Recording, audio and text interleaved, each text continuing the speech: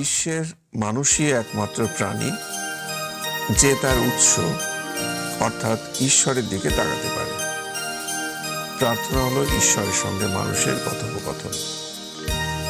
প্রার্থনা শুধু চাওয়া পাওয়া নয়, প্রার্থনার মাধ্যমে ঈশ্বরের সঙ্গে আমাদের সম্পর্ক স্থাপিত হয়।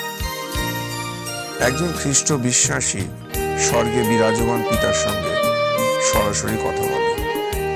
এই উত্তরাধিকার সে যীশু খ্রিস্টের মাধ্যমে পেয়েছে। যীশু আমাদেরকে শিখিয়েছেন একটি আদর্শ প্রার্থনা, প্রভুর প্রার্থনা বা লর্ডস প্রেয়ার। তিনি নিজেও বলেছেন, জেগে থাকো ও প্রার্থনা করো, যেন প্রলোভনে না পড়ো। জীবনে প্রার্থনার শুরু মানে নতুন এক অধ্যায়ের শুরু। পোপ ফ্রান্সিস 3রা ডিসেম্বর 2023 থেকে 23শে ডিসেম্বর 2024 পর্যন্ত প্রার্থনা বর্ষ বা ইয়ার অফ প্রেয়ার ঘোষণা করেছেন। সেই উদ্দেশ্যে নিবেদিত হলো এই প্রার্থনা সঙ্গীতটি।